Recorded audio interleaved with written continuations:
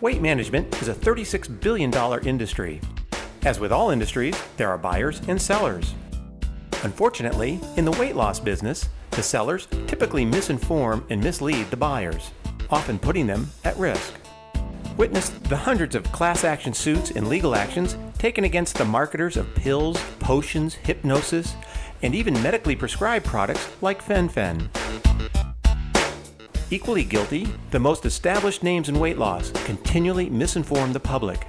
Their total focus on body weight instead of body composition is misleading and dangerous. Let's take a look at how some of these faulty design programs are presented.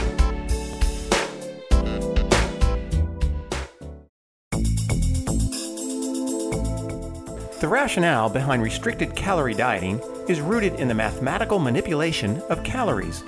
Here's how it works. There are 9 calories in 1 gram of fat. This is true.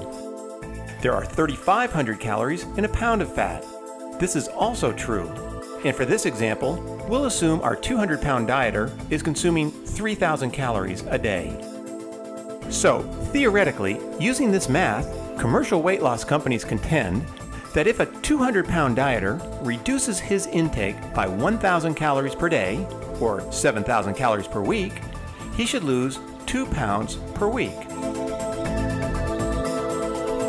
It makes sense at first. However, if this rationale were true, then the dieter would lose 104 pounds per year. At the end of the second year, he would weigh an astonishing negative 8 pounds. This dieter would completely disappear. The fact is, conventional low-calorie, restricted-calorie diets don't work because the body adapts to what it correctly perceives as starvation. In perceived starvation, the body will actually attempt to store more fat. It engages in a fat-storing metabolism. Under perceived starvation, it's also easier for the body to convert muscle or lean body mass into usable energy, thus storing the fat for more extreme stages of starvation to come. So let's see how this plays out in the real world.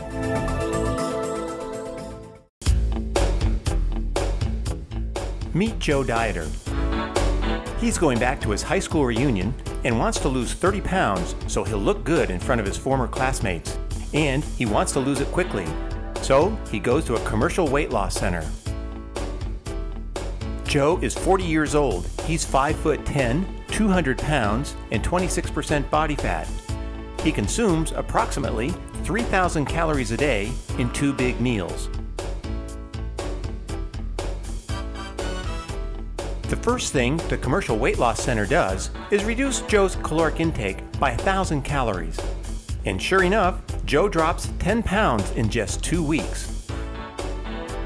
Joe is really happy about this, but he's also beginning to feel sluggish. He just doesn't seem to have as much energy. After 5 weeks, Joe has dropped another 10 pounds, and he's been a good dieter. But he seems to have hit a plateau. He feels stuck at 180 pounds. He also feels a few other things. Joe seems to require more sleep. He's even more sluggish, and now he's experiencing headaches. He also finds himself craving sugars like chocolate milk and candy and ice cream.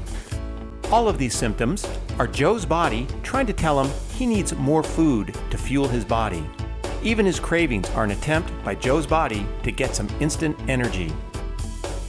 But Joe is a good dieter and determined to meet his goals. He's about to make things much worse.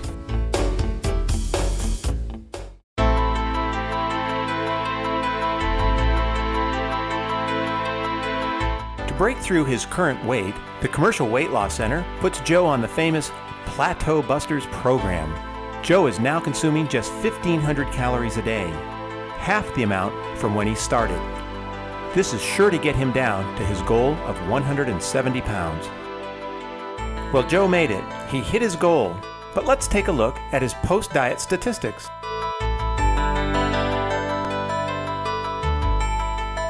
Joe went from 200 to 170 pounds in 10 weeks. But hang on. While Joe may have lost weight, his body fat percentage actually increased from 26% to 30%. How did this happen? During his starvation diet, Joe lost 28 pounds of healthy, lean body mass and only 2 pounds of fat. So while Joe weighs less on the scale, he's actually more fat than when he started. Joe's story does not end here. After the reunion, Joe began to increase his caloric intake, even though his body had adapted to 1,500 calories. A year later, Joe's weight hit an all-time high, and so did his body fat. He was doing it all on just 2,000 calories a day. To make matters worse, Joe remembers how he lost the weight the first time and returns to the commercial weight loss center. This is what's commonly known as yo-yo dieting.